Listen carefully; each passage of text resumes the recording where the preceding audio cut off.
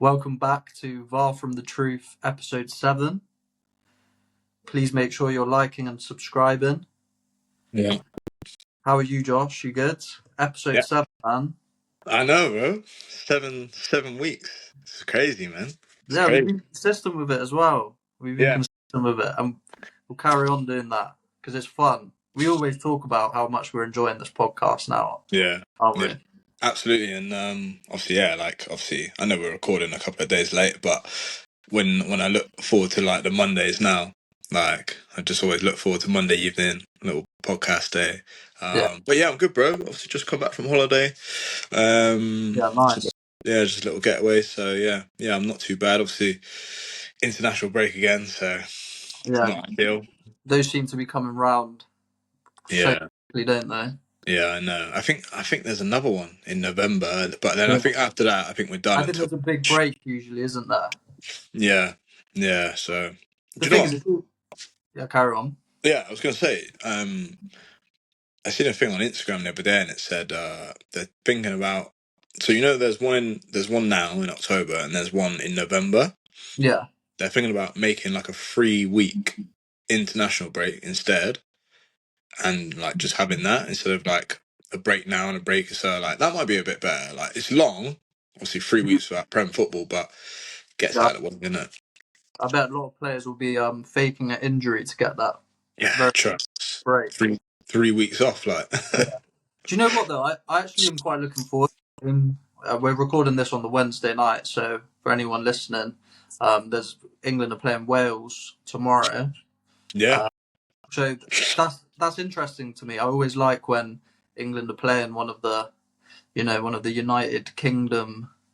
yeah. Um, Nation. there's a Yeah, little bit. There's some. It's a bit of a derby, isn't it? So absolutely. Yeah, it should be a good game, man. 100%. Imagine Wales win. I won't put past them, to be You know fair. what? There was a time actually when Wales had a good chance against England. Do you remember when they had Gareth Bale Yeah, and Aaron Ramsey, and they yeah, had yeah. Well, they nearly beat us in Euro yeah 2016 in the they did, didn't groups. they? Yeah, and then Yeah, so Gareth Bale scored that mad goal, but then obviously I think it was Jamie Vardy and Daniel Sturridge or something like that. yeah. Yeah. So yeah, but yeah, that feels like ages ago now. It's Yeah, nearly that 10 years ago, bro. feels like Mad. ages. Move so quickly. Yeah, absolutely. Anyway. Let's get into last week's fixtures then. A Hmm. lot happened in the Prem last week. So many twists and turns. Yeah. Um, some crazy games. More last-minute winners. Hmm. More controversial decisions. Yeah. And yeah, want to know what you think of it. So we'll start with the Friday night game. It was Bournemouth Fulham, and it was 3-1 Yeah. Bournemouth. And another couple of goals for Semenyo, Yeah, who, mate, is just obviously second top scorer now, behind Haaland. I think you messaged me and said he's got 8 goals in 11 shots or something mad like that. yeah. I think he's shot 11 times and scored Mm. 8 goals, Yeah. which just shows how clinical he is. And I Yeah. saw a bit of training footage from him when he was just shooting. He was Mm. shooting from these crazy angles, and he was just absolute. Some of the finishes were absolutely ridiculous. He's a Yeah. special player, and the thing is, he can do it from both sides. He Yeah. really is, and he's strong. I said to you in one of our earlier podcasts, he reminds me of if Didier Drogba was a winger. Just Mm. got that strength, and he Yeah. just puts his laces through the ball and smashes it in. And I mean, Yeah. what a start to the season he's having. And Absolutely. Bournemouth in this game, they actually went 1-0 down, Mm. uh, Yeah. and then came back, answered back really well. Semenyo and got 2 and Cliver. So Yeah. Another good yeah, player. Another very, really good player. And I think Bournemouth are going to do really well this season. I think yeah. everyone was a little bit worried. Obviously, they lost a couple of their players, also like Kirkesh, Dean Huijsen at the back. I think they Our other lost. centre back. They lost the centre midfielder to PSG as well. I can't remember his name, Ukrainian boy. Yeah, Um, yeah. so they lost a few players, and I thought how are they going to cope? But Iriola, Clivert, Semenyo, just doing their thing, man. Evan Nilsson, yeah. Yeah, So well played to them. yeah, they're a solid team, and fair play to Ariola. He's shown he's a top manager, and probably I feel that whenever Bournemouth, Fulham, and Brighton play, I'm Mm, always intrigued to see how they're going to do because they're kind of in that they're just tiny step behind the mm. bigger teams, Yeah, but they're performing brilliantly. absolutely. Yeah, for sure. It's only a matter of time as well before one of them sort of breaks into Europe at some point. Yeah, definitely, definitely. So moving on to the early kickoff, it was Leeds Tottenham, Mm. 2-1 win for Spurs. Tell opened the scoring, Leeds equalised, and then Kudus scored in the second half. So another win for Tottenham, another Yep. 3 points. I think they haven't been beaten in a while now. Had a Mm. few draws, got that last minute goal, and they're not in a bad place in the league really. They're third, Yeah. 14 points, 1 point behind Liverpool. Yeah. If you were Thomas Frank, would you be happy with that start? I think Or a I think you Tottenham would. fan? Yeah, I think you would be, man. I think you have to be like you got to think of just where they were last season under Ange, and obviously we'll Yeah, come to Nottingham Forest in a minute, but you can see how that's going. And I think all you've got to think is like they've collected 14 points already after 7 games. They're third in the league. They're playing better. They're harder to beat. I'm not looking forward to playing against them. So yeah, they're playing really well. Obviously the signings they brought in, like Kudus is a few assists now, a couple of goals, so he's performing. Richarlison scored a few goals. So yeah, they're sort of fine, and they've got all their players back fit. A big thing that Ange kept saying last season was obviously about Van der Ven and Romero and Udogi and etc. etc. Obviously, they were all sort of injured, but they've got everyone back fit now, so they're looking like a good team, man. yeah, 100%, 100%. And I think the partnership of Romero and Van der Ven is quite significant for them because Mm, I think they have a really nice balance with Van der Ven's pace, and then Romero's quite aggressive. He's obviously a mm, World Cup winner as well, yeah, and he's a bit of a leader in that Tottenham team. And I think the thing that will let Tottenham down a little bit this season is mm, potentially them playing against those lower blocks. I think they're more well suited to. I think you mentioned it that you think they'll have a really good run in the Champions League because of how they play. yeah, They're going to be tough to beat and good at countering. And I think the only thing that will let them down a little bit in the league this season is potentially struggling to break down those mid to yeah, low block teams. mm, But yeah, great start to be fair. yeah, absolutely, absolutely, And then let's move on to Arsenal West Ham.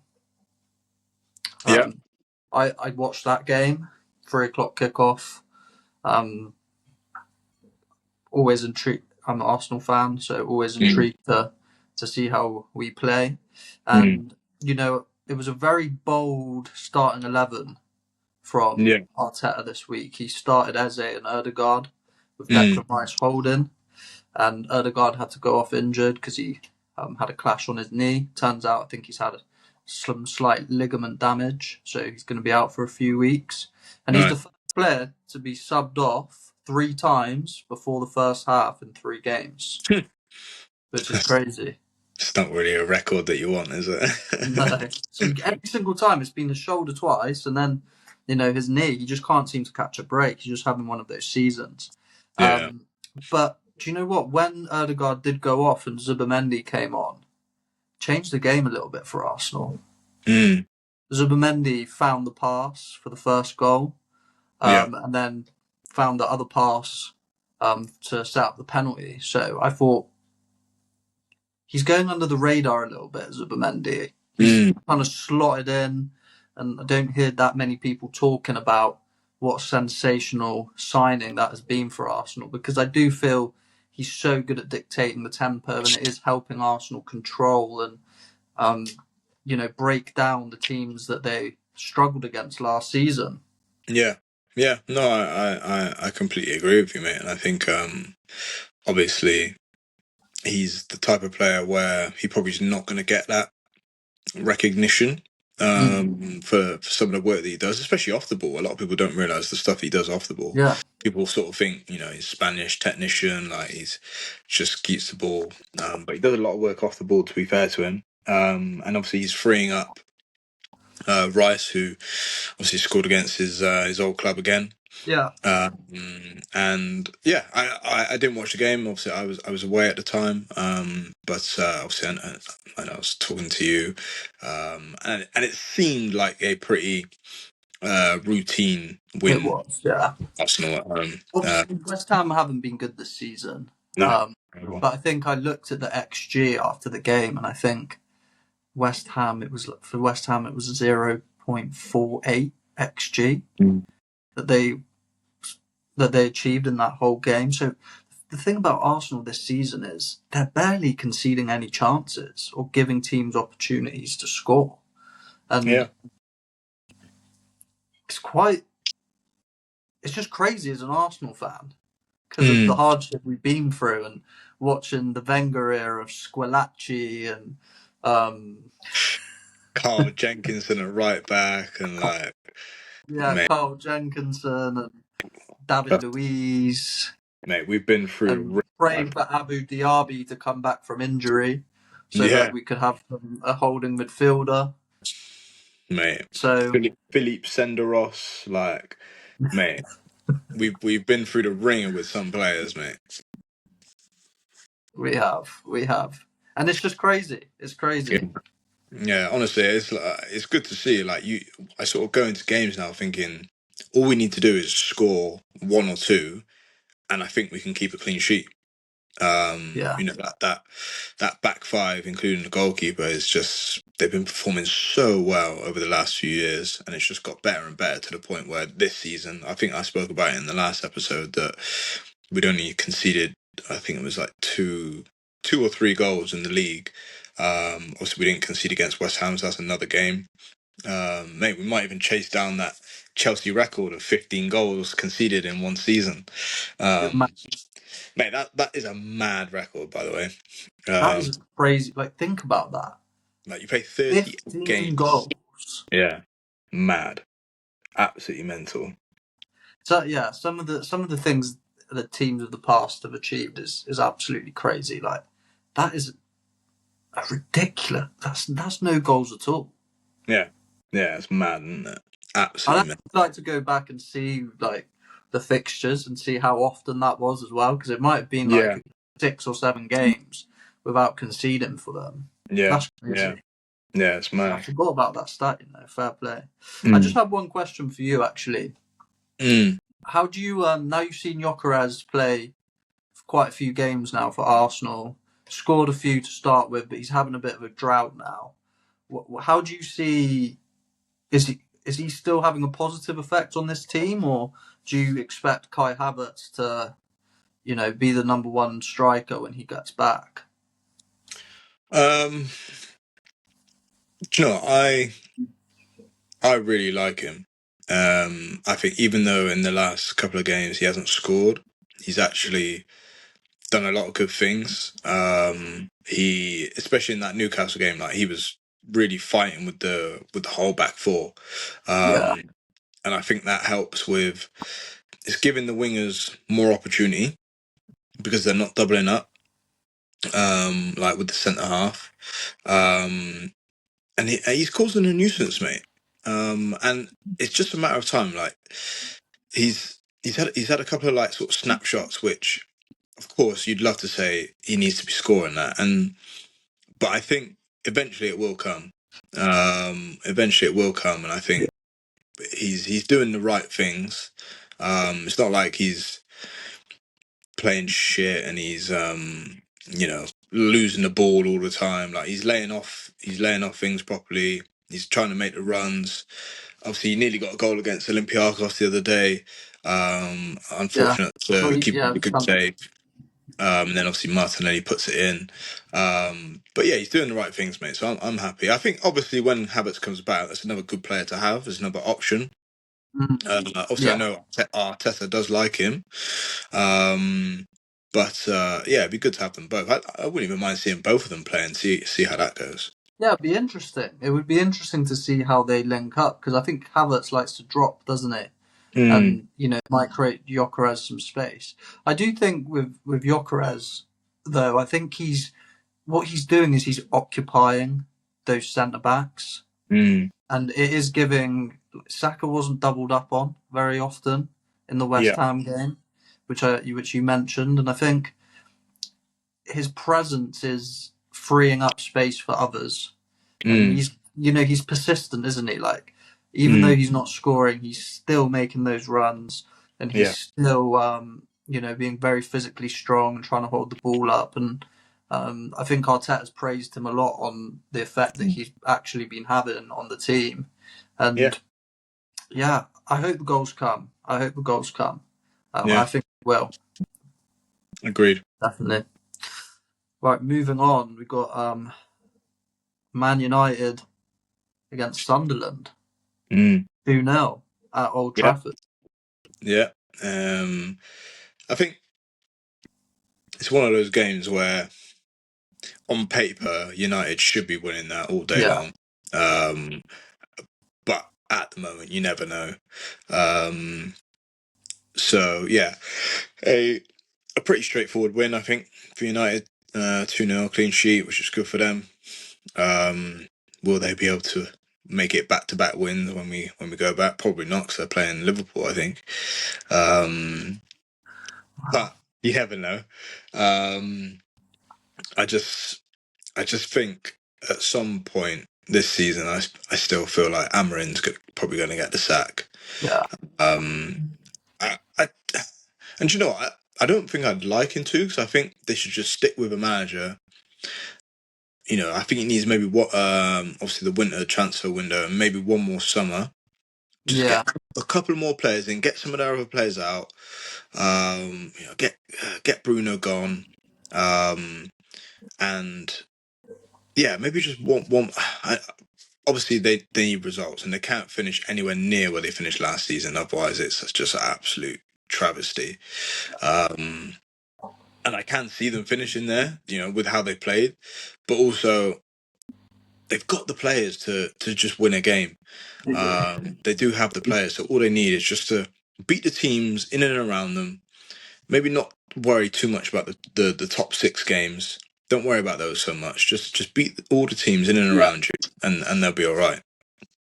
yeah, 100%. I think the main issue with United right now, I think I watched some of the highlights of that game, and the goalkeeper did really well, Lamens. Mm, He made some good saves. I saw him coming out and collecting crosses, yeah.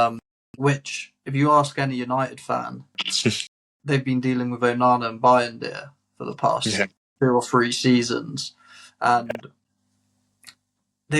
I think they were singing in the crowd that he's the next Peter Schmeichel, and it's like it must be so nice for a United fan to see a goalkeeper just collect a cross. Mm, Because it's the simple things in football, but it does make a difference, and yeah. that knowing and the defenders will feel the confidence of Mm, the keeper being able to collect crosses, and that's only going to improve the team. So it's early days. It was his first game, but I thought the keeper had a good game.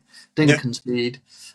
I think Shaka shot from pretty far out, and it looked like it was going in, and he pulled off a great save.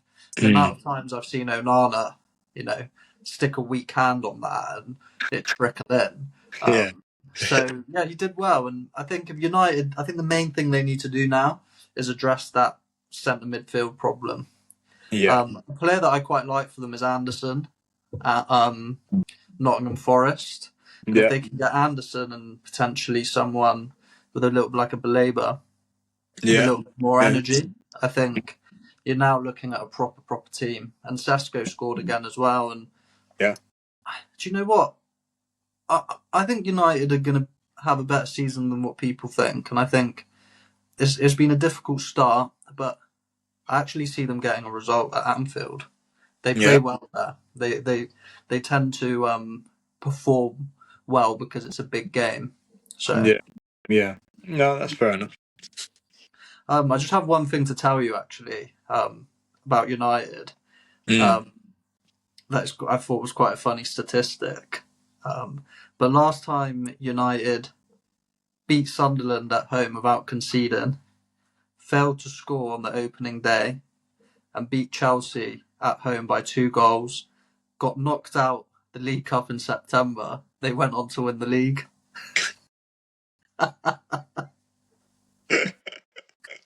I mean, how many points are they on now? Oh, let me just double check. They're probably not too far behind. They might, you never know. They might be able to They've got catch them. 10 points, so they're 6 points off the top. I mean, we've seen crazier things happen. It's doable. It's still early days. You never know. You never know. Can you imagine that, mate? Can you I'll eat my. actually imagine that? If they won the league, Mate, wow. I, Can I you don't know. imagine? I don't know what I'd do, but I'd be absolutely fuming if they won the league, mate. Imagine Arsenal miss out on that by 2 points as well because of a draw to Brighton at home. Uh, yeah, fuming. Absolutely fuming. Oh, bro. Anyway, let's move on to this. Was the biggest fixture of the weekend. I was buzzing for this game. Chelsea Liverpool. Yeah. Was a great game of football. It was. It was so good to watch. Yeah, yeah, it was indeed. I managed to catch a little bit of it, and obviously watch the highlights as well. Yeah, great game. Some good goals. Caicedo, think I think he's sort of cemented himself in that Chelsea midfield now. The first season he sort of took a while to sort of settle in. Um, but yeah, he's been playing really, really, really well. Yeah. Great goal, and then obviously the equaliser, and then Isak, right to the you death. think Isak meant that? Uh, I don't know, mate. I I don't know. don't Do think you he know did. what? One thing on Isak actually, it's early days, and obviously I appreciate he's still sort of getting fitness, and we gave the same grace to Gyökeres and Sesko, etc. So I'm going to give Isak the same grace, but how Liverpool play compared to how Newcastle play, I don't know if it actually suits him. No, it's very different. I feel like it suits Ekitike more, and obviously I know Ekitike has played more games with him, so that's probably why he scored more goals. But Yeah, Ekitike looks more comfortable playing in in that team than Isak does at the I moment. agree. I think Liverpool seem more dangerous with Ekatike on as well. Mm. And you know, I do think Isak needs to be called out a little bit because the way he behaved in the whole transfer saga was obviously, he refused to play, segregated himself from the Newcastle team, and did everything he could to get that transfer. But why is he's come into Liverpool and he's so unfit. There's been Mm. videos of him literally with his hands like blowing, Yeah, uh, and just really struggling for fitness. And what my question to him is, what were you doing yeah, when yeah, you weren't training? Like, mm. surely, okay, I'm not going to train with the team, but if I'm a £150 million striker, I'm going to hire someone to get me in shape, ready to start the Mm. season. Yeah, And I think that needs to be called out a little bit because he does seem quite off the pace. yeah, yeah. No, I agree, bro. I do agree, and I think it's probably affecting the way Liverpool are playing as well. And another loss. What's that? 3 losses on the spin. Three, Um, three on the bounce. yeah, First time that's happened. And also, one thing that I saw this time last season, Liverpool had conceded 4 goals. mm, This season, they've conceded 14. yeah, that's not good. That's a big difference. Yeah. There's Massive. something not quite right. Yeah, yeah. I think they're playing. they're playing good football in terms of it's very expansive, it's end to end. For the neutral, it's good to Yeah, watch. To be fair, but you can see the difference between sort of them and like an Arsenal who are obviously playing a bit more pragmatic. Might not look great at times, but we probably conceded 3 goals or 4 goals in the league. And at the end of the day, keeping goals out of your net is going to give you a higher chance of winning the game. 100%. Yeah, I think it's easier to keep them out of your net and score one than try and outscore the other team by scoring 3 or 4. Yeah, So obviously, time will tell. It is still early days. They're still settling all the players, etc. But yeah, something doesn't look right. But well played to Chelsea. Obviously, yeah, I gave them a bit of stick in the last episode, you did, you did. which Yeah, you know it doesn't change my opinion of what I think is going to happen. no, Um, you know, I know that they're going to pull a result out here and there. Of course they will. They're a good team, but I still feel like over a course of a season, I don't think they've got enough. But it was a good game, well played to them. They kept going to the end. Esteval is a great player. I think he's settled in really well, and a good winner from him. So yeah. yeah, 100%. And I think Liverpool are missing Trent. Mm, I think Salah's missing Trent, yeah. and because Trent is such a unique player, there's no one else like him, Mm, and what he offers you in terms of transition, I think Liverpool are missing that a mm, bit. I think teams were probably a bit less cautious when committing men forward to attack Liverpool with Trent there as well because they were worried about what was going to come back at them. yeah. I also think they're missing Luis Diaz. I think he was a bit of an unsung hero for Yeah. Liverpool because he missed quite a few chances. Mm, But he reminds me a bit of. Do you remember Luis Suarez and mm, Alexis Sanchez? He had that.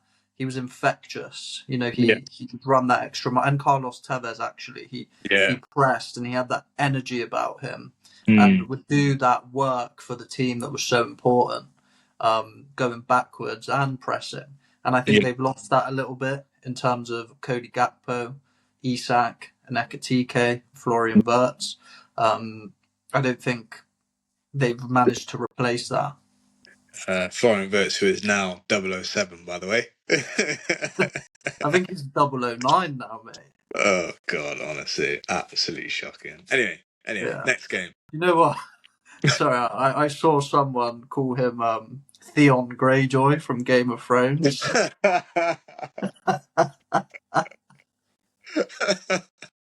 And then someone put, nah, that's Reek. Oh, it was killing me. It was killing me. Oh, Anyway, sometimes I do miss that. I do miss that show, man. I oh, miss it's such a good show. that. Shame how it ended. Shame how it Yeah, I ended. know. I know. I know. Oh. But anyway, let's move on to Sunday. There was quite a few games. We'll go through these a little bit quicker. Mm, Aston Villa Burnley. Villa with another win, 2-1, yeah. which brings them up to 13th with 9 points. Only 1 point behind United. Mm. So, And they couldn't and, score in and their they couldn't first score. 4 games. Yeah. So yeah. Again, I think it's one of those. We knew it was going to click eventually. And I think. I think they'll be there or thereabouts in terms of the sort of fifth place for Champions League. Yeah. Um, so yeah, obviously we'll see. Do you know one question I do have? Hmm. So obviously there was 5 teams in the Champions League last year because of how the English teams finished in the respective European competitions.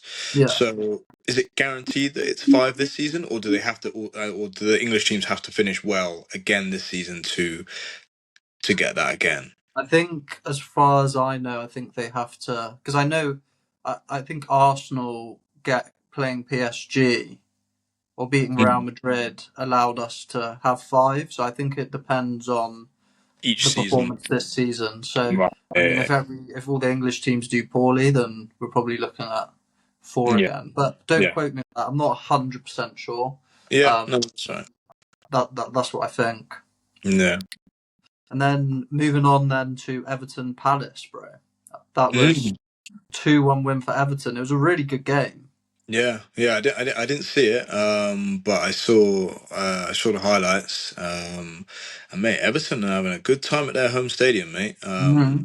Again, another place that teams probably aren't looking forward to go to. No. Um, they're sort of building a real sort of atmosphere there. It's definitely a stadium that if we ever get the chance to go to a few games, I'd love Yeah, to love to. just go to the stadium and see what it's like, especially like it's on the water and stuff like that. But you know, Jack Grealish goal, um, in scored a goal. Yeah, He was in my fantasy team, so thanks for that. yeah. I Good, think mate. Dive's most good. people, yeah, I think most people wouldn't have put it down as an Everton win. Obviously, just how Crystal No. Palace have been playing, um, and yeah, so another late winner, 93rd minute. But yeah, real atmosphere building at Everton, I think. Yeah, definitely. And it was a tough game that because Palace have been doing, and they beat, Everton. They lost their unbeaten streak, and I saw quite a lot of banter on X because Crystal Palace was saying they were updating their bio each time they went another game unbeaten, and Everton gave it back to them a little bit, saying that updated bio. Yeah, And Jack Grealish is doing well for Everton, and he gives them a little bit of that cutting edge that they probably hmm, didn't have before. yeah, Uh, and he's probably taken them to another level. I feel in mm, terms of that threat. If you make any mistakes, Grealish is going to be there to capitalise, and he wins free kicks so well and holds the ball up. So he's a real yeah, asset. And I think fair play to David Moyes because he's doing a great job there again. yeah, yeah, absolutely. Then moving on to Newcastle against Nottingham Forest. Big Ange Postecoglou. Mate, it just gets worse and worse and worse. And I haven't watched it yet, but I saw a I saw a clip of the overlap debate with like Jamie Carragher, Paul Scholes, and like they get all the fans on. And I saw a real like small snippet on YouTube, and the girl that supports Nottingham Forest was like, "I didn't want Ange." Like that was basically what the clip said. But like, mate, I actually feel sorry for the Forest fans, mate. It What were they must be absolutely thinking? horrible. I don't What know. were they thinking? I don't know, mate. Imagine West Ham finish above Forest this season Mate, with Nuno. I wouldn't put it past them, mate. They look absolutely terrible with Ange in charge, mate. Like a form, like a shadow of themselves. Obviously, they lost in Europe as well in midweek, I think. Yeah, Um, they haven't won. mate, it's bad, mate. It They, is have they bad. won their last? Hang on. No, their Yeah, last five: two draws, three losses. yeah. There you go. They lost to Charlton, lost to Sunderland, 2-2 to Betis, and 1-1 to Burnley. Mm. 2-0 to Newcastle. The thing is, he's just the complete opposite of Nuno Espirito Santo. Yeah, You know, he is high risk football. The only way Ange Postecoglou is going to succeed with that start was if he's got Bayern Munich yeah, or he's yeah, got a Barcelona or one of the top teams yeah. that players are so much better than the others. If you're Mm. doing it's suicide football, in my opinion, the way his stuff, and we saw that with Tottenham last season. They finished 17th. Yeah. Like 17th. if the promoted teams from this season were up last season, I reckon Tottenham would have gone down, mate. Yeah, Tottenham would have gone down because I reckon two of these teams are going to stay up this season. I So, agree. Yeah, yeah, Tottenham would have gone down if it was last year. But well played to Newcastle, to be fair. yeah. Obviously coming off the back of the loss against Arsenal, Nick Waltemada another goal, and they He's a haven't even good got player. yeah, really good, and I they haven't like even got him though. they haven't even got Wissa yet. No, Worcester's not even played yet, so I'm looking forward to seeing what he looks like in the Newcastle kit. See how he plays. 'Cause I think he's a good player. Obviously, I don't think he's going to be back. I'm not actually sure if he's going to be back before the Africa Cup of Nations or not, but they've still got him to come back. So yeah, I think Newcastle will be all right. Yeah, yeah, they're a good team, 100%. And then Wolves Brighton was 1-1. Yeah. I think it was another late goal for Brighton, 86. Yeah. Yeah, Um, I wouldn't have put it down as I probably would have said a Brighton win just of how bad Wolves have been. And I still feel like they're in massive trouble this season. yeah, agreed. They need to I think change that, something to just sort of collect more points. But they're bottom. yeah, pretty stale game, I think. Yeah. And then finally, Brentford Man City. Um, Erling Haaland scored again. And, for his goal, he absolutely bullied that Brentford Mm, defence. It yeah. was, yeah, it was quite something. And, Mm, it's another win for Man City. And I think I messaged you. I think I said, with Erling Haaland playing in this form and scoring the amount of goals he yeah. is, any team's got a shot Yeah. if they've got a player doing that for them. Because, if he's guaranteeing you a goal a game almost, or Mm, if not more, yeah. Well, you're, wow. you're going to do well. I think I said. I think I said to you, I was like, no, no. I said to one of my mates that I was away with. I said, "Oh, Haaland scored again." He said, "How many?" I said, "Oh, just one today." Like, I think how Yeah, mad that is just to say just one. Like, it's mental. I think he's on 11 goals already. I think he's gonna have another one of those seasons, mate, where he's sort of 30 plus. So he's an outstanding player, absolutely outstanding. And yeah, another win for Man City. And again, I think, do you know what, there's gonna be a lot of teams. Obviously, we saw it last season with Man City, Newcastle, Chelsea, and Nottingham Forest. They were there or thereabouts in terms of the top 3 to 5 teams, and it obviously went down to the final day for and Villa. Sorry, and I hope it's the same again because that was actually really that was interesting. Like good. It was. two I hope teams we couldn't got, get it in and yeah, stuff like that. So I think a few of those teams are going to be there or thereabouts again. hopefully a bit more of a title race. Mm, The same top four race, top yeah, five, and then a bit more of a relegation battle would be good as well. Just absolutely. get some drama. Yeah. All right, well that kind of sums up last week's games. Got the international break now, but I Mm, wanted to move on to a whole different topic and just okay. talk about some lost players that maybe had wonder kid um, vibes to them, potential superstars that Yeah. had a brilliant start to their careers and have disappeared. Okay. And I just wanted to see what names you threw out there. Pull some names out of the bag, some ball Yeah. knowledge. Okay. Well, I'll let you go first whilst I have a little think. Um, Do you know what? I'm gonna go first one. I'm gonna go Bojan yeah. because I remember I always used to hear, "Oh, he's the next Messi." Yeah. Um, Yeah. like constantly from Barca, and that you'd see like little cameos, and I think he'd do well. Mm. Um, but never really did much No, in his career, did he? I think he ended up at Stoke, didn't he? Yeah. Went to Stoke for a while. It was probably a weird Was it move. Swansea or no? Pretty sure it was Stoke, yeah. Yeah, it Pretty was sure it was Stoke. Stoke. And like, Stoke. yeah, weird move. Tony Pulis and that, like, uh, Yeah, that's mad. From La yeah, Masia, from La yeah, Masia to Stoke. yeah, trust. Uh, um, who can I think of?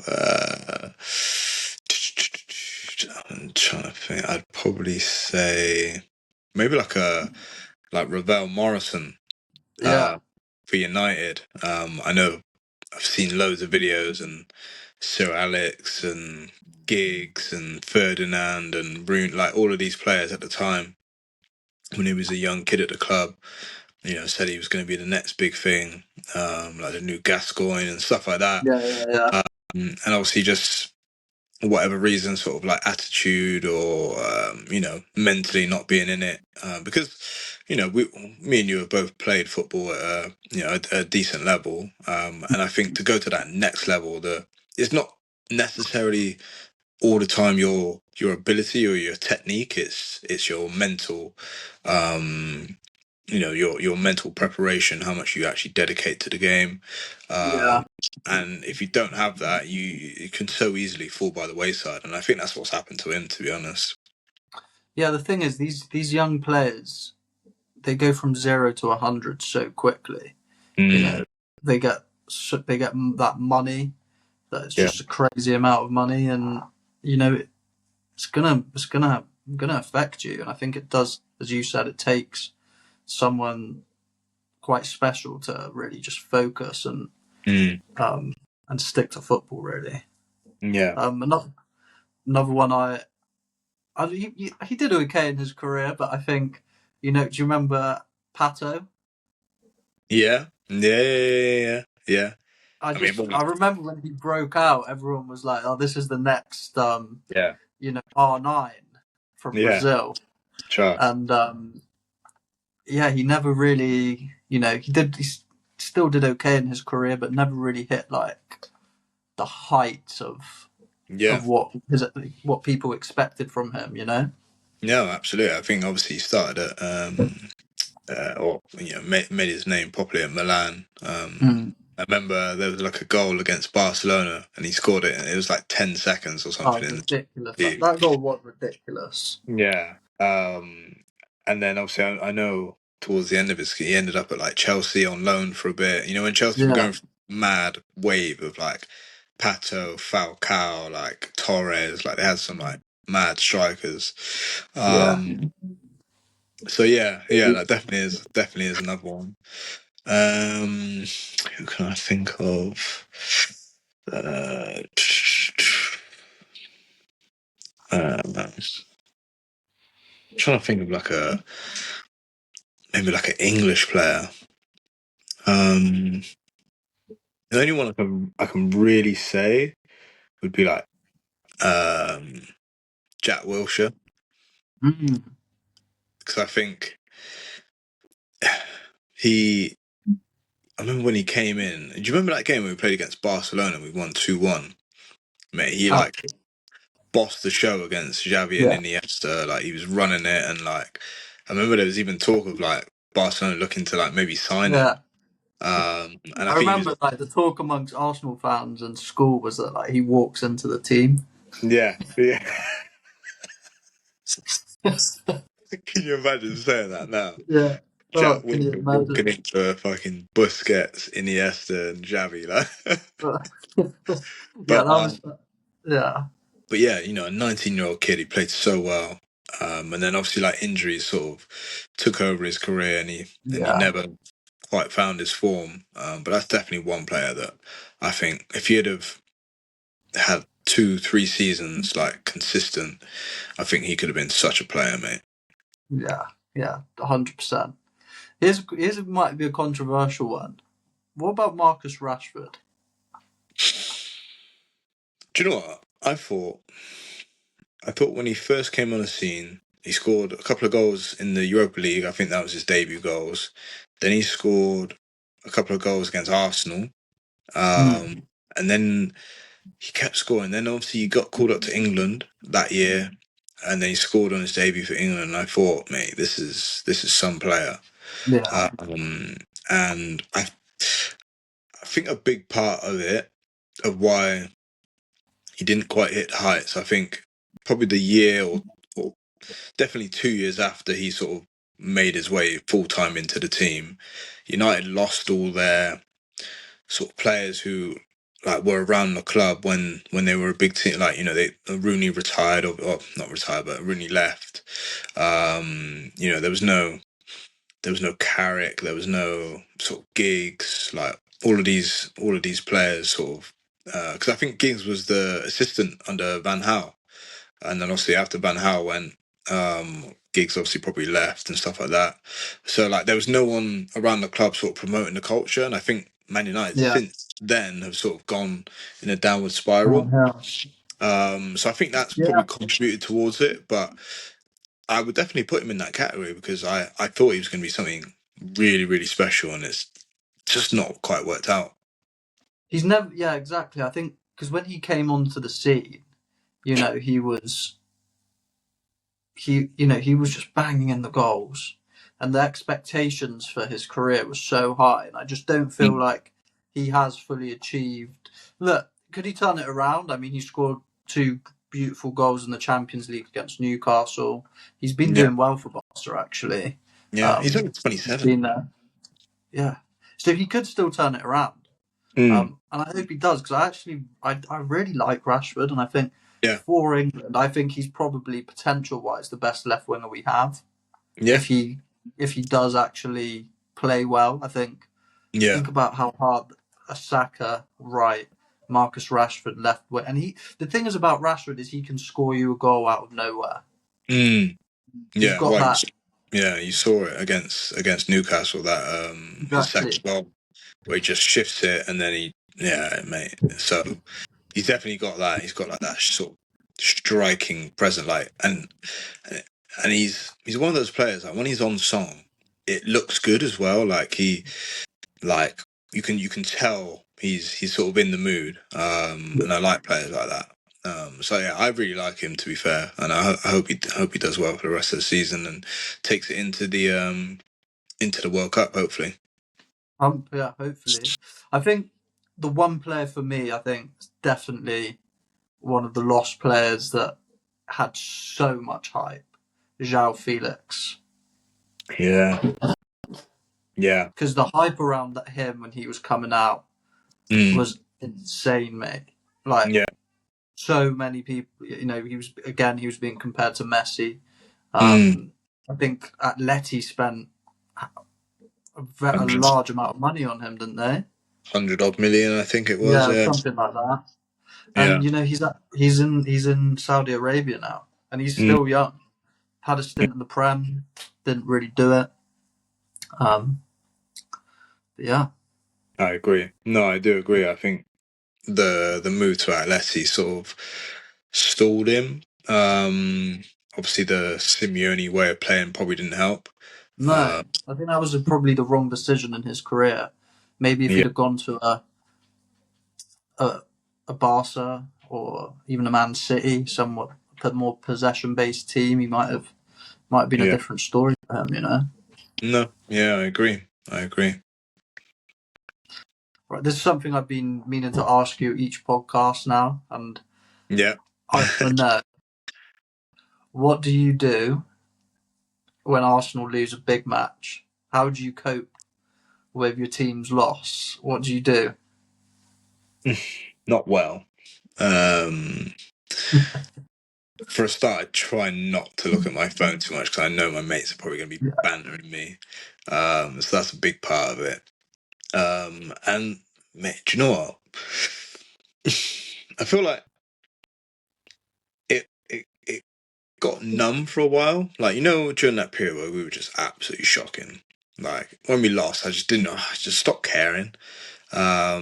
But like now that we're in that sort of position where we're challenging again, when we lose, because I want us to win something so badly.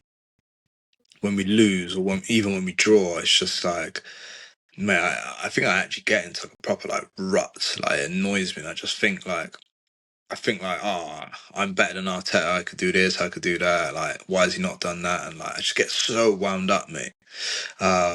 So yeah, I'm not a very good loser anyway. In general, like even with Yeah. like playing, like I could be playing ping pong. Like if I lose, I'll actually get really annoyed.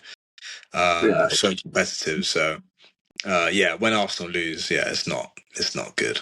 It's not good at all. So yeah, I get so annoyed, mate. What about you? Mate, to be fair, the missus always hopes that Arsenal won, Yeah. so she knows what Fair. mood I'm going to be in. Yeah. But mate, do you know what? I've actually got to the point where, like after that Liverpool game, that was the last time we lost. Yeah. I just, as soon as that full time whistle went, turned the TV off, got ready to go out. and went for a walk to the shops with the Yeah. missus, you know. But Yeah. I need a moment to clear my head. And then I'm not going to lie, like usually if Arsenal have had a good result, I'll watch the Gary Neville podcast and I'll be interested in what he's got to Yeah. say. Yeah. I'll be on X having a Mm. look at different people's opinions and maybe scrolling through TikTok later. I want to see like Yeah. some positive some positive stuff, but I tend to I need a few days to Yeah. just cleanse Yeah. myself a little bit from football, um, and it does affect my mood because, as you said, you during the Wenger era and Emery era and even the first Arteta season, Mm. it was you just expected it, Yeah. Yeah. I just stopped caring. and losing became the norm, and it Mm. also didn't mean that much because we were Yeah. never really We were never fighting challenging. for anything. Yeah. No, Yeah. I agree. but now it's like when Arsenal lose, Every game matters now. it's like, oh, do you know what I mean? Mm. And Yeah. it's way more heightened. Um, Yeah. Absolutely. Like there's just so much riding on the season. And you just think like any points missed are just like, and it's probably the same for every club. But like any points missed is just you don't want to miss them, do you? You just literally just want to win, win, win, win, win. So yeah, it's not a good sign if Arsenal lose. no, definitely not. Right, let's yeah. So I've always wanted to ask you that because Mm. I know what I do, and I wanted to see if it was similar. And I'm sure all you fans out there that are watching this, you probably got your own way of dealing with a team's loss. I Yeah. know some people like to switch FIFA on and put it on amateur mode and just replay the Yeah, match. that at 50 um, goals. Yeah. yeah, trust. But yeah, moving on. I think I want to talk about the best players in a few positions. Maybe top five. Okay. Um, you down for that? And Yeah. we'll see if we've got the same opinion. Should we do top three? Yeah, I think that's easier. Yeah, top three. Yeah. Top. What position shall we do first? Should we do? We'll do a few. Let's start with the goalkeeper. Are we doing All Premier right. League? Or are we doing Premier League. around? Premier League. Yeah. All right. Cool. Premier Um. League. Well, I think number one. Should we just start with three and work our way up to one? All right. Okay. All right. You say your third, I'll say mine. My third best keeper in the Premier League. Well, like this season, or are we talking sort of the last couple of years, or As of right now, if you were building a okay. squad and you had to choose three, two, one, Right. um, who is it? I think number three, probably Donnarumma. Um, yeah, I think he's my number three. Um, good shot stopper, good at obviously collecting his crosses. Distribution's not the best, but I'm Yeah. I'm quite old school with it in terms of I like my goalkeeper to be a shot stopper first. But yeah, I'd say Donnarumma number three. Okay. I'm gonna go with David Raya third, Okay. and he's class. He's one of the best keepers in the league, no doubt. But I still think he's got a little mistake in him sometimes, a little bit of rashness where, like the Mateta goal against us last season. And I think even this season, he's had a few moments where, he's played some unbelievable passes out the back, but he's also given the ball away a few times. Yeah. And I Yeah. think I don't often see the other two that I'm going to choose in number one and two make those similar mistakes. And I feel Mm. that they're almost always safe. But he's very very close Mm. to being that guy for sure. Fair enough. Fair enough. Who's your number two? My number two is Donnarumma. I Yeah. just think, is David Raya capable of having the performance Donnarumma had Mm. against Arsenal in the Champions League? Yeah. Fair enough. Yeah. And I haven't seen him do it.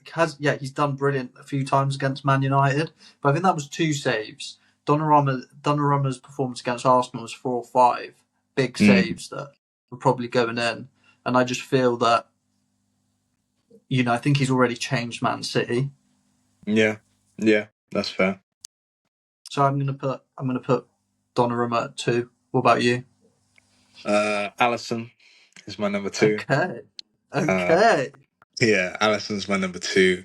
I think he's been sensational, since he joined Liverpool, and he's still doing it now. Obviously, they have conceded 14 goals this season, yeah, like I said. So, but I don't think it's not down to him making mistakes. I don't think that's just sort of down to where they're playing and.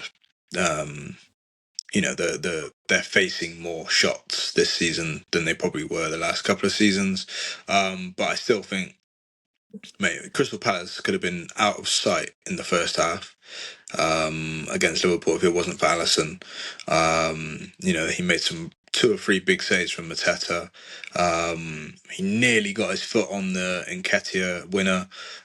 good. So yeah, I think he's still absolutely world class. So yeah, he's my number two in the Premier League currently. Okay, and who's who's in the top spot? The top dog is David Raya, in my opinion. I think he's won the last 2 Golden Gloves in the Premier League. So that's no mean feat, and I think he's on his way to a third this season. The way they're playing, obviously it helps with the back four he's got in front of him. Obviously, no doubt that helps, but he's made. Obviously, we remember that save from Cunha against United. There was a save in the Champions League game against Olympiacos that was unbelievable. It was sort of he was shuffling one way, the ball was going the other, so he had to shuffle back, and then he's like flicked it over the bar. It's an unbelievable save. I think he's a really proper shot stopper. His distribution is very good. I appreciate he does have a little mistake in him sometimes, and does make me a little bit worried here and there. But yeah, he's unbelievable, mate. You don't win 2 Golden Gloves in a row, and you're not the top dog in the league. So that's my Yeah, top three. good argument. It's a good argument. And yours? Bayern did that, Jacob. Yeah, it would be Onana if he was still here. Yeah. Shame the best keepers left, Onana. Nah, Yeah. for me, I've got Alisson as I think he's the best goalkeeper in the world, actually. Mm. And going back to what I said about Donnarumma and the performance he had against Arsenal, I think Alisson has got that. He's got the ability to perform like that. Yeah. Like against Palace, I know he ended up conceding a few goals, but I think where he just trumps Donnarumma is his ability to play out the back and his Yeah. feet. I know, like often he's been instrumental in getting Mo Salah and setting up counter attacks, and his Yeah. passing rate is quite unbelievable. So I just think it's very close between the three of them, but I think Yeah. Yeah. Alisson is probably the top goalkeeper for me in the world, just because he's slightly better at playing playing the ball and being a Mm. ball playing keeper than Donnarumma. But Yeah. I think I you know, think mate, I think you can make a case for all three of them. They're you could, yeah, on their day, each one could be top. So yeah. yeah, 100%. And all three teams are lucky to have them. And I Yeah. think Liverpool actually looked very dodgy without Alisson at the back Mm. against Chelsea. Yeah. Um, Yeah. Agreed. Absolutely. What position would you like to do next? Should we do centre back? Yeah, I think All this right, would I'll be. start off. Yeah. Top three, yeah. Mm-hmm. So we're not doing. Are we doing centre backs? Doesn't matter left or right sided. We're just going top three. Yeah. Yeah, just send it by him. As of right now, Van Dijk's the third best centre back in the league, in my opinion. Okay. Yeah. I mean, Caicedo had him twerking like Ice Spice in the last game. Yeah. Yeah. And I just think has Van Dijk been the best centre back in the world the past few years? Yeah. Mm. But I think his age might have caught up with him a little bit.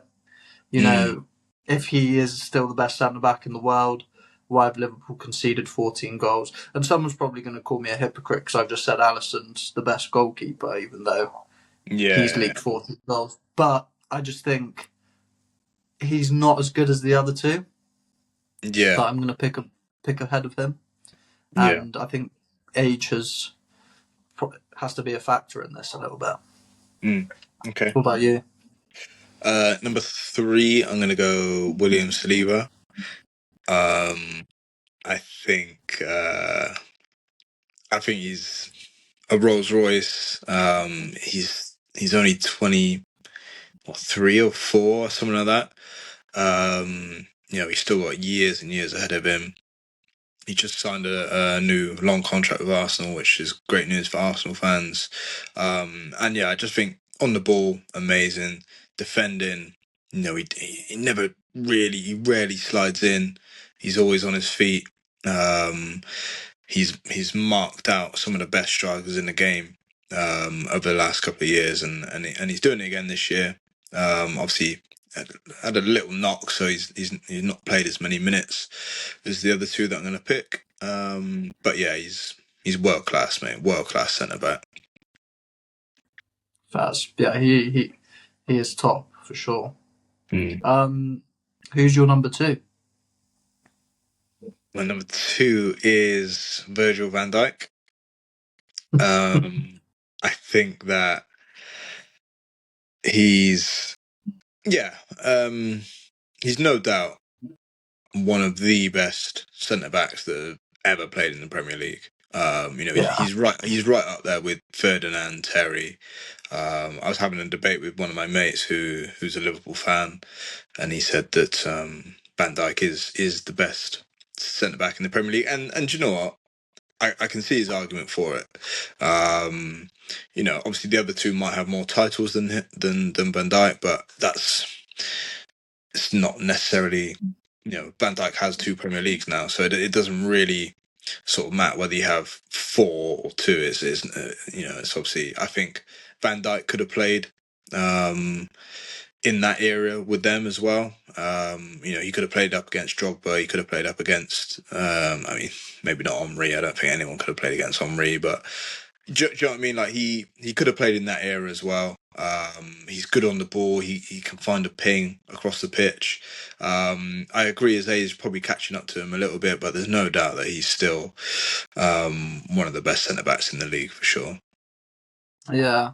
No, yeah, he is. He is one of the best ever. He's in that bracket for sure, and it's hard to argue against him being there because he's done it all, and he does make the game look easy.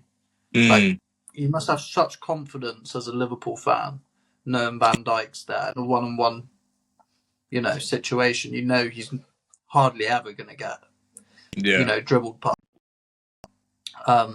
So yeah, fair enough. Fair enough. Who's your For number 2? me,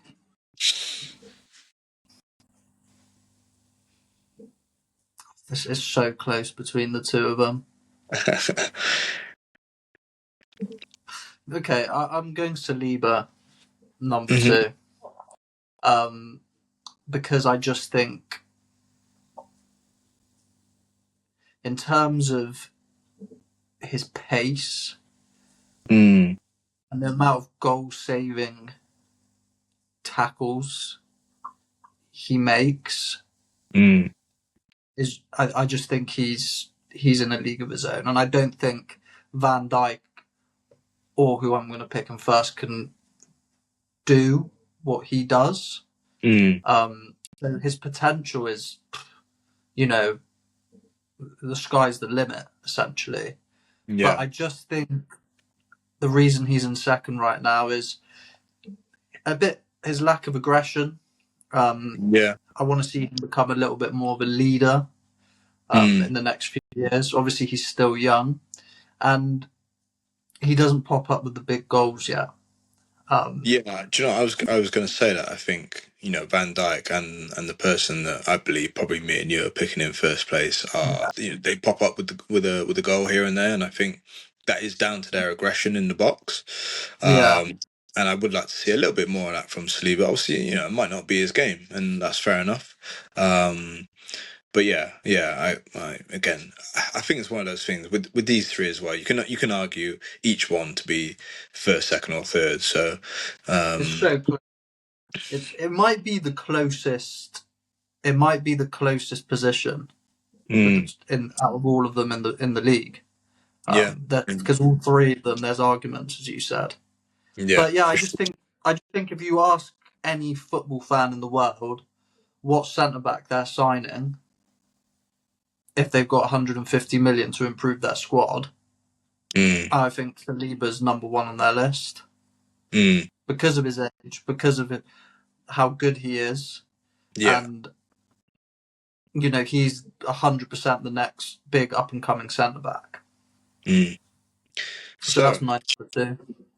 the best centre back in the league currently is, I assume, Gabriel Magalhaes. Big Gabby. Yeah, yeah. Yeah. He's I mean, yeah, you can go first. Well, why do you Do you put know him first? what? He's my favourite Arsenal player Mm, and has been for many years. yeah, And I've referred in this podcast back to the Wenger days, and he's everything we didn't have. yeah, He's always up for the fight. mm, Um, he's got that. He had a bit of a tussle with Walter Marder in the mm, Newcastle game, and as much as he probably shouldn't have done it, I like that about him. yeah, Um, he's got that aggression. He's got that arrogance in a way,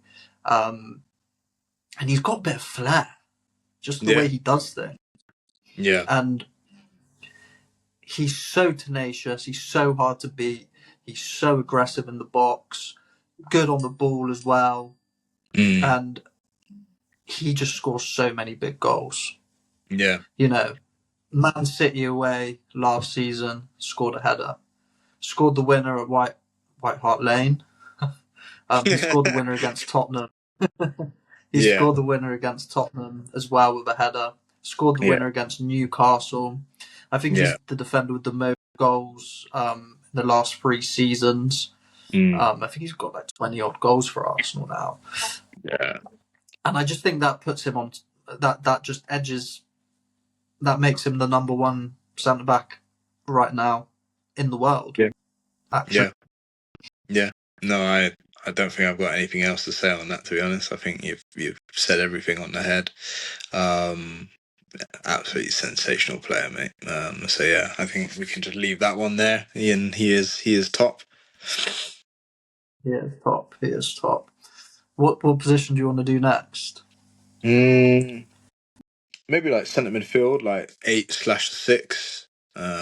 So it's like Okay, no number not 10s. yet. Just like that sort of central midfield player. Okay, all right. Shall I go Um, first? yeah, who's your number 3? Or do you? It's going to be controversial because Okay. I'm leaving someone out that Mm, probably should get in there, but I'm going right. to go Bruno Gomes. Okay. I think he walks into any. I think he walks into any team in the Prem. Mm, Any team. hmm. Fair I enough. don't think he walks into Chelsea's team. I think he walks into Liverpool's team. Only team he struggles to get in is is potentially Arsenal's team. Mm. And I just think he's Newcastle's best player, probably. He's Yeah. such a difficult player to play against. He's got an eye for goal as well. So Mm. good on the ball. And I think he's third best in the league. What Okay. about you? I'm gonna go with probably Gravenberch third. I think last season and this season so far, he's different to sort of what we've seen over the last few years in terms of that middle of the park. He's such a big presence in there. It reminds me of like in terms of stature, like a Vieira. So he doesn't sort of run with the ball like Vieira does or did. But that sort of stature, he can bully players. He has had eye for goal as well recently, and he can pick out a pass, and I think he's a real key ingredient to that Liverpool midfield. If they want to win anything this year, he's going to be a really really big influence on that for sure. Yeah, fair. That's who I was thinking. It was between Bruno Guimaraes and Gravenberch, and the only reason I chose Bruno is because I just feel that sometimes, like in the Chelsea game, I've seen quite a few games where Grav's probably gone missing a little bit, Mm, and I haven't seen him, you know, grab the game against Chelsea, for example, and even against Newcastle. I know he scored a goal, but he just does. I don't think he controls a game as well as a Bruno, and I always see Bruno turn up, but he could. It's so close between the two. yeah, yeah, no, that's fair. Well, my number two is Moises Caicedo. I think he struggled the first season slightly, and then since then he's kicked on massively. This season he's been absolutely incredible. Obviously popped up with a goal the other day against Liverpool, but defensively he's just he's basically like a Kante regen, mate. Not as good. Not comparing him to Kante, but he's that sort of player. And I think he's going to be a really, really good player for Chelsea for years to come. He seems to really like it there, holding it down at Stamford Bridge. Yeah, just absolutely incredible player, man. And I happily have him at Arsenal. 100%.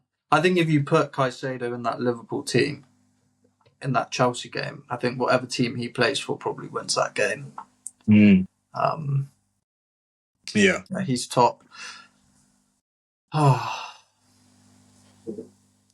Second for me, I'm going to have to go Declan Rice. Okay. Yeah. And the reason is Declan Rice, he's always going to have a 7 out of 10 game for Arsenal. He's always going to, he's always going to play well. You Yeah. rarely see him have a bad game. But for me, I need to see him, and I know he did it against Real Madrid, but I need to see more of that from him. Mm. I need to see a little bit more of that, scoring those bigger goals and, creating those moments of magic for Yeah. me to put him as the best centre mid in the Prem. And Mm. he's so this is so close between him and the person I'm going to choose first. But I need to see just a little bit more from Mm. Rice as of right now. But it's very close. Yeah, that's fair enough. So, who's your best midfielder in the Premier League currently? I think it's Caicedo. Yeah. Okay. And I just think I think he's different, bro. Mm. And he's taking charge, and he's scoring those big goals. He scored that. He dragged that team to that victory against Yeah. Liverpool, and I haven't seen Rice do that often enough for Arsenal. Mm. Like really pick up and get them that win, Yeah. or score that big goal. For me, enough for me to say he's better than Caicedo. It's so close. It's so Yeah. close, but I Yeah. just feel like as of right now, I think Caicedo's probably just got it. Mm. Yeah, that's fair enough. So I think our 1 and 2 is swapped over. I'm still Declan Rice top. Yeah. That's actually mad. I've got 3 Arsenal players top. Um, um, but I I think don't. like Do I? Oh yeah, I have Gab. yeah, I think like we said though, like for each position you can argue for all 3 of our choices. And at the end of the Yeah. day, football is a game of opinions. So at the moment, I still feel like Declan Rice is the best central midfielder in the league because I think he can do it all. I think he can do the defensive side. He can do the sort of number 8 box to box role. I feel like even if you put him in the 10, I'm sure he could probably do a job there. Obviously, he popped up a goal against West Ham the other day. And I think obviously that's everyone's big thing is like Declan Rice needs to get more goals and more assists, and I completely agree. Obviously, it depends on what sort of role he's playing. If he's playing more as a 6, then 6 isn't really meant to get you goals and assists. Obviously, pop up now and again, of course. If he's playing as that 8, I probably want 10 goals and 10 assists in all comps over the season. I don't think that's too much to ask. Or thereabouts, maybe 8 and 8. But yeah, I just think how he dictates the game, his passing range, the way he drives with the ball. I remember that game against Madrid, but in the Bernabeu, Corners. he just drove with the ball. Corners, mate, his delivery is insane. So yeah, I think for me at the moment, again, you can argue for all 3, but yeah, for me, Declan Rice is the best Yeah, centre mid in the league. that's fair enough. Yeah, it's so close between all 3 positions, really. And do you want to do one more to One finish more. finish We'll off? do one more. Yeah. Hmm. I think striker's too obvious. Should Yeah. we do right wing? Yeah. Yeah. We'll have to think about this one then. Right wing. Hmm. Have you got your third? No. Have you? I've got Hmm. the thing. If we're basing it off this season, hmm. Okay. Yeah. Do you know what? I've actually got my third, and I don't think many Have people you? would put. I'll let you go first. Yeah, I don't think many people are going to put him in their top 3. But to be fair, this is more based off of last season. However, he's sort of come off the bench a few times this season, and I think he's a great player. Jacob Murphy for Newcastle. I think he got Okay.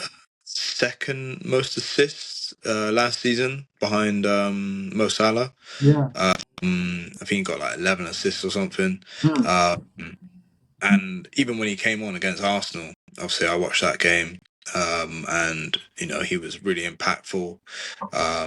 Played some really good passes. He's got a really good eye for an assist. Jacob Murphy. He works hard as well. He tracks back. Like I said, I don't think many people would have him in their top 3, but I think he's a really really good player. Like really works hard for the team, and he can pick out a pass as well. Something a bit different, a little bit Okay. of ball Yeah. touch. No, Yeah. that's a good shout. Yeah. And I'm going to go for something a bit different as well. And this is also based on last season and a little bit this season. I think he's shown glimpses. I'm going to go for Mbumo. Yeah, yeah, fair. I Yeah, just I think there's quite a gap between the third place and second and first. yeah, yeah. And feel free if we're missing someone really obvious, please Mm. drop it in the comments because Yeah. I feel like we might be. But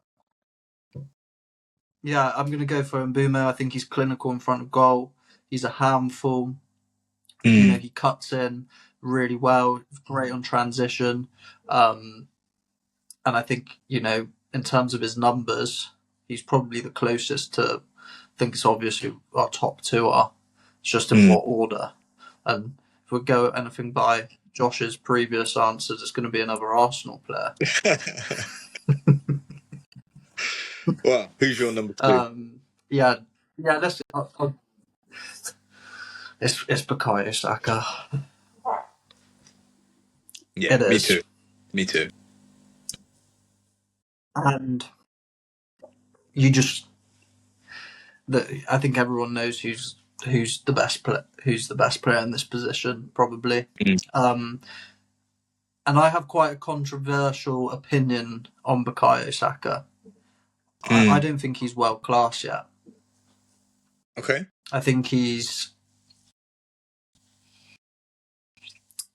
I think he's just a step below that. Mm. And since he's come back from his injury as well, has he lost a yard of pace? I know he scored on the weekend Mm. and scored in the Champions League, but I haven't seen. You know, I need Bukayo to drag Arsenal to a title and, you know, really be that difference maker in those big games. And Mm. he's done it in moments throughout his career, and he's only young, but I think Mm. he's not quite world class yet. And I just think he needs to go to that next level, and he's just a step below it to be considered a world class player. Yeah, that's fair enough. I can. I'm not mad at that opinion at all. Would you say just before we carry on, would you say Cole Palmer is world class then, based off that? No, No, fair enough. no, Yeah, yeah. no, I no, think no. yeah. I think I, the same. I I think think I that. think to earn world class, Mm. yeah, I think there's very few players that are world class, and I mean, Yeah, world class is, you know, it you've got to gets be thrown that good. around too much, mate. Like the term gets thrown around so much. Oh yeah, he's world class, but Yeah, no, world class is literally like you're walking into every single team, and you're doing the business on top of that. yeah. And I I'll tell think, you who I think is world class. mm, I think Lamine Yamal's world class, yeah, yeah, your Miles world class, and he's Mbappe's world 18. class. I Um, went, yeah, Mbappe's like world class. I Yeah, think Haaland world Big Gabby class. might be a world class centre back. Yeah, absolutely. Yeah, world class. Anyway, I went to watch. I went to mm, watch Barca live last week, and yeah, you know, Lamine Yamal, he was injured. And mm. it was his comeback game, and he came on at around the 60th minute.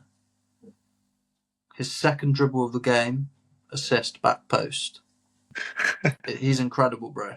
He really Yeah, is. And watching him live was something else. yeah, I can But imagine. anyway, who's your top? Yeah, so Bukayo Saka was number two for me. I kind of agree with everything you said. I think he's a sensational player, mate, and you know he's been there through our dark days, and he's performed season in, season out. To be fair to him, I don't think he's gone a season without scoring like 10 goals and 10 assists or some stat like that. So there's no doubt that he's a great player. A lot of people obviously calling me a bit like a system player and not much flair. Which look, as long as he scores or assists and Arsenal win something, I don't really care. But yeah, there's no doubt that I think after this next player retires or leaves the Premier League, that Bukayo Saka can kick on and be the best winger. But as much as my number one hasn't played that well this season, you can just never count him out. He's going to be there with goals and assists at the end of the season. You know he is. Mo Salah is just on another level, mate. Absolute another level. And yeah, so far this season, he's not been amazing. He's still got his goals and assists, of course, but playing wise, he's not been great. But I have no doubt that at some point they're going to call on him and he's going to answer. He'll click into gear. Yeah, I agree. Mo Salah's best winger. You can't say he's not. He's just done too much last season. Done too much, and Yeah, he's one of the greatest players in the Prem in his position. absolutely. But yeah, I just want to finish off, bro. Another great episode, but I have to bring this up. You messaged me something about Jude Bellingham. I did indeed. And Take it away. So, a prediction from me. Well, it's not a prediction. It's just my opinion. I don't think Jude Bellingham makes it into England's best midfield three. I think he's okay. But yeah, last season maybe. But obviously I know he's had an injury with the shoulder and stuff like that. But not last season, the season before, when they won the Champions League and he obviously scored all the goals and stuff like that. But yeah, I just don't think he makes it into England's best three, mate. For the World Cup, I'd probably be wanting Adam Wharton or Elliot Anderson in the 6, Declan Rice in the 8, and then Cole Palmer in the 10.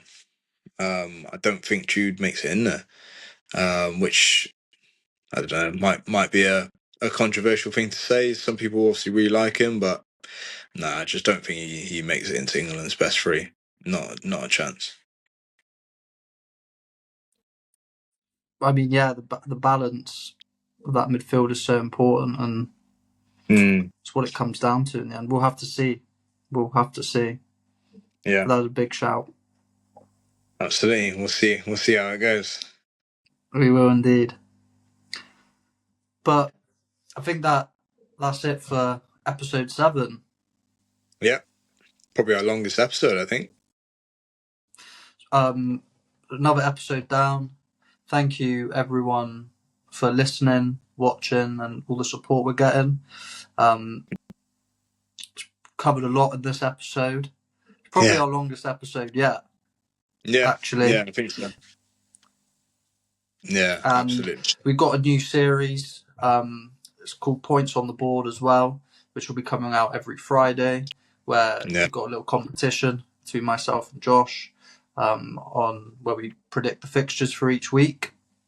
So make sure you're tuning into that as well. But thank you for listening, and till next time. See you again. Back to the doghouse we go for an hour and a half on this tonight. Yeah.